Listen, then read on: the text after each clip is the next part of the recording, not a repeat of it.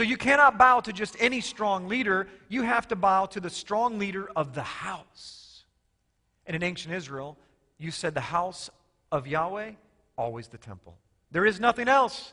There is nothing else but the temple. This is why Yeshua says, you are the temple of the Holy Spirit.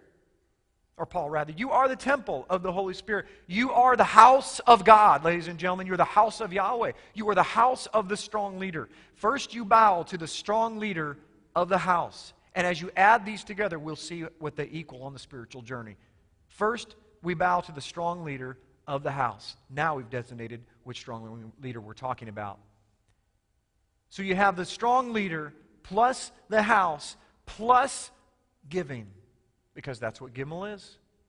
Gimmel is connected to such words as cherub, the cherub, the cherub, the cherubim, that which gives its light to what? The mercy seat, because that's where the Shakinah, the glory, comes in between. They bow and prostrate themselves before him. It is the rich man that rides on a camel, not a poor man on a donkey, but that which is risen up and is proud of the leader of the house, and he gives with an open hand. That is Gimmel. Gimmel is the rich man that gives. This is what Yahweh did. He sent his son, leader of the house, to give his life.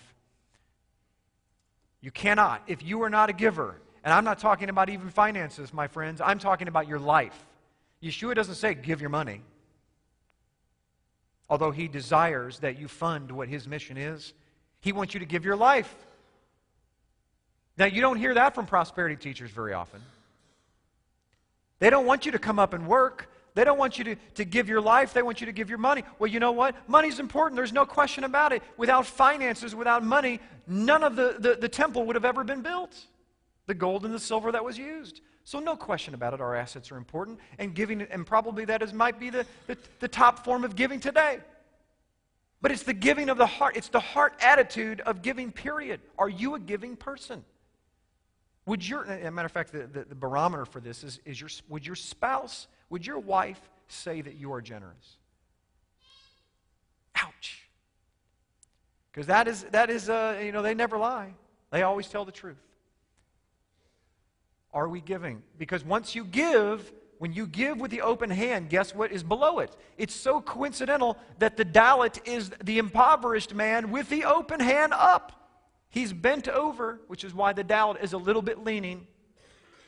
And it's so interesting that the Dalet has kind of a double meaning. It's an impoverished man that is in need, but it's also a door, an open door.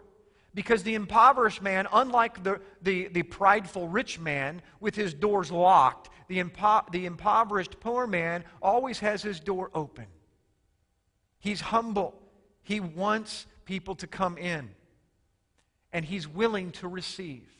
And so when the rich man or the generous man gives to the impoverished man, it opens a door. And so here's the first 5 letters of our journey, and there's 22, which is quite amazing. So some of you are stuck already because you can say, well, man, I don't ever get revelation. I don't ever read the Scriptures and things pop out at me. If you don't read the Scriptures and things pop out at you, and you don't have a prayer life, and all of a sudden the Father reveals something amazing to you, and you don't have revelations at least on a consistent basis, then you are literally stuck on one of the first 4 letters. No man gets revelation without going backwards.